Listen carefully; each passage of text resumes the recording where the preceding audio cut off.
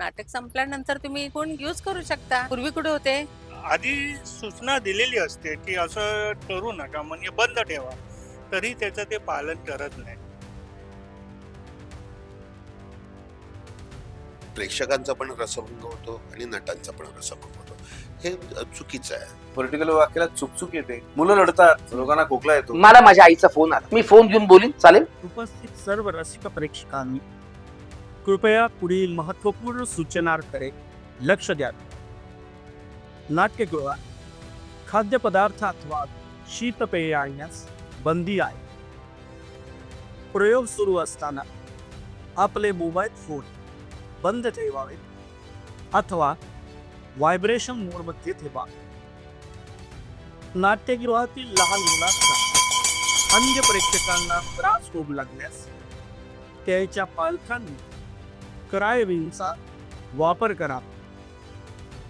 नाट्यगृहात व तसेच नाट्यगृहाच्या आवारात धूम्रपान, पान व तंबाखूचे सेवन करण्यास सक्त मनाई आहे. तसे सेवन करणाऱ्यावर दंडात्मक कारवाई केली जाईल. नाट्यगृह व नाट्यगृहाचा परिसर स्वच्छ ठेवा. अस्वच्छता करणाऱ्यावर देखील दंडात्मक कारवाई करण्यात येईल. अशा प्रकारच्या सूचना देऊन सुद्धा प्रेक्षक वर्गाकडून या नियमांचं पालन होताना दिसत नाहीये. मित्रांनो, काही दिवसांपूर्वी रंगभूमीवर एक अशी घटना घडली ज्यामुळे कलाकारांचा सन्मान आणि प्रेक्षकांचं सामाजिक भान यावरच प्रश्नचिन्ह उपस्थित झालं. प्रेक्षक म्हणून आपण कुठेतरी कमी पडतोय की काय, असा सवालही यावेळी उपस्थित होतोय. पाहुयात जागतिक रंगभूमी दिनानिमित्त मुंबई समाचारचा हा खास रिपोर्ट. तुमच्या फोनवर तुम्ही इकडे येऊन कराय. मनोरंजन विश्वात सध्या सिनेमे, वेब सिरीज आणि मालिका यांची रेलचेल असली तरी नाटकांची जागा कोणीही घेऊ शकत नाही. मराठी नाटकांना सध्या सुगीचे दिवस आले असून अनेक प्रयोग हाऊसफुल होत आहेत. इतकंच नाही तर बॉलिवूड सेलिब्रिटी देखील मराठी नाटकांचे चाहते आहेत.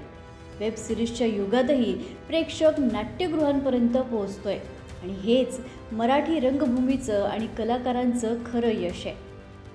मात्र नाटक सुरू असताना पाळाव्या लागणाऱ्या नियमांचं काय? कलाकारांची साधी अपेक्षा असते की प्रेक्षकांनी शांतता आणि शिस्त पाळावी, पण अनेकदा याकडे दुर्लक्ष केलं जातं. प्रेक्षकांचं आम्ही मनोरंजन करतो. प्रेक्षक स्वतःचं मनोरंजन करून घेण्यासाठी थिएटरमध्ये येतो, पैसे काढून येतो, त्याचे मोल तो मोजतो.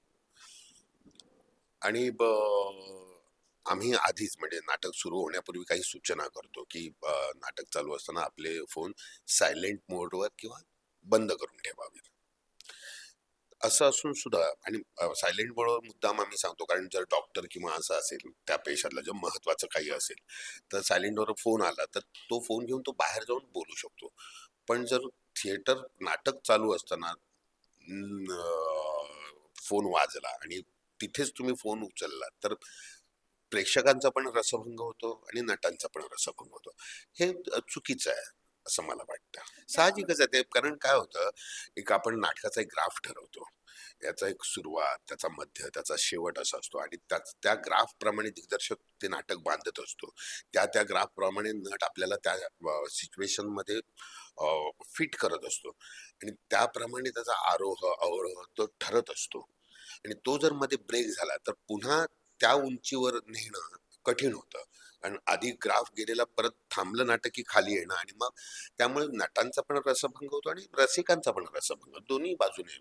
वेळ आणि पैसा खर्च करून तुम्ही इथे आलेला तर नाटकाचं नाटक बघा. जे काही मनोरंजन करून घ्यायला आला ते करा. थोडीशी कामं बाजूला ठेवली, फोन जरा वेळ बंद केला तरी तुम्हाला चांगलं मनोरंजन बघायला मिळेल आणि नक्कीच तुमच्या पैशाचा तुम्हाला परतावा मिळेल नक्कीच अशा पद्धतीने. आणि अगदीच काय अर्जंट असेल तर तुम्ही बाहेर जाऊनही बोलू शकता, म्हणजे बाकीच्या प्रेक्षकांचा पण रसभंग होणार नाही.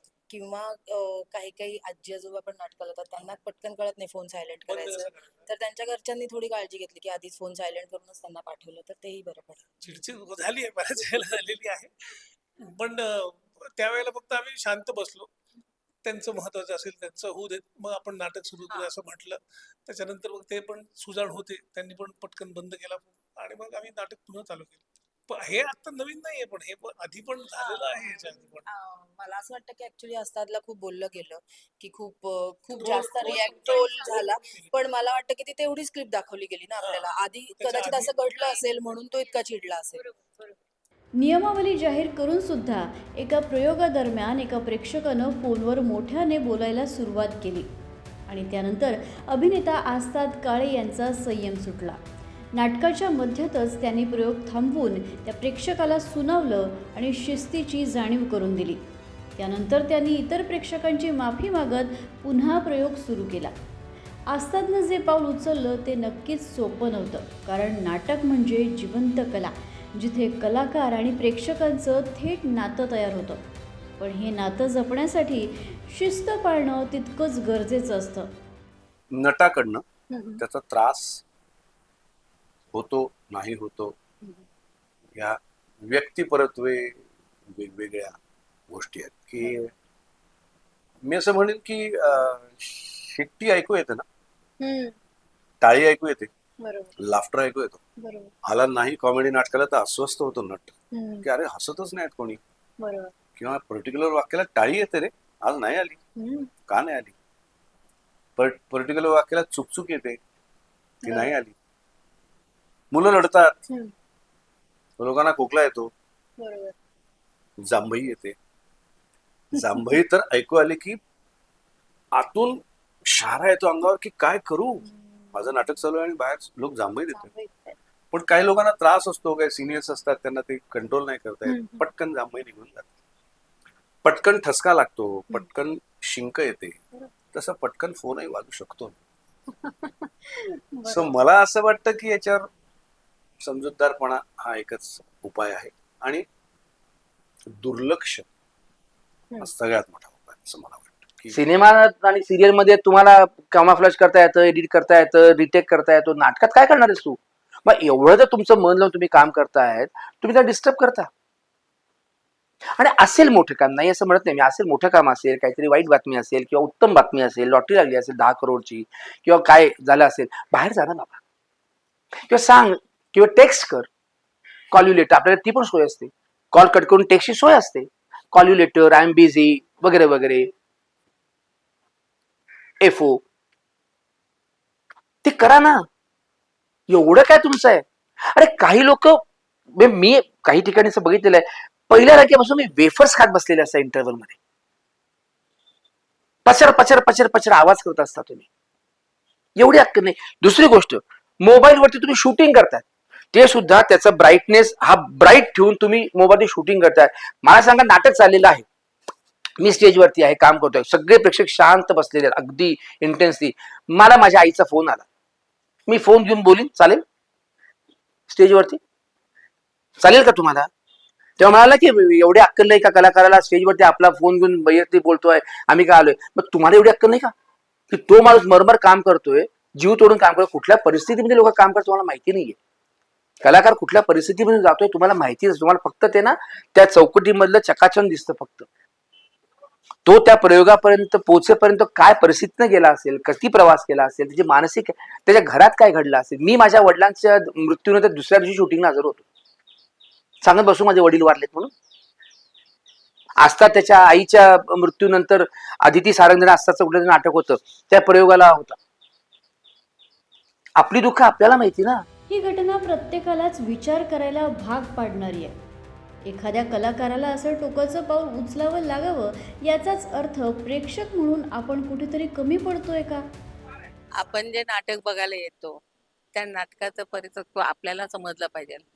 त्यासाठी सामाजिक भान तर पहिलं ठेवलंच पाहिजे, शिवाय दुसऱ्यांनाही त्रास नाही झाला पाहिजे असं आमचं म्हणणं आहे.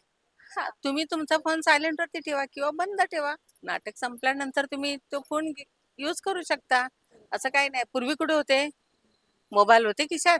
आमच्या काळी तर मोबाईल पण नव्हता, एक पत्र होतं, पत्र व्यवहार आमचा जात होता, पण तरी पण माणुसकी होती. आता त्या मोबाईलमुळे माणुसकी पण गेली. सर्व पब्लिक डिस्टर्ब होतात त्याच्यामुळे, प्रेशर डिस्टर्ब होतात त्याच्यामुळे. आणि म्हणजे त्यांना आधी सूचना दिलेली असते की असं करू नका, म्हणजे बंद ठेवा, तरी त्याचं ते पालन करत नाही. ते चुकीचं आहे. असं मला वाटतं. मित्रांनो, ही घटना एका कलाकाराच्या रागाची नाहीये, तर प्रेक्षक वर्गाला आपल्या जबाबदारीची जाणीव करून देणारी आहे. 500 रुपये तिकीट देऊन जर आपण कलाकारच विकत घेतल्यासारखे वागत असू, तर प्रेक्षक म्हणून आपल्याला आत्मपरीक्षण करण्याची नितांत गरज आहे. तुम्हाला काय वाटतं? तुमचं मत आम्हाला कमेंट करून नक्की सांगा आणि कलाकाराचा सन्मान करा. धन्यवाद.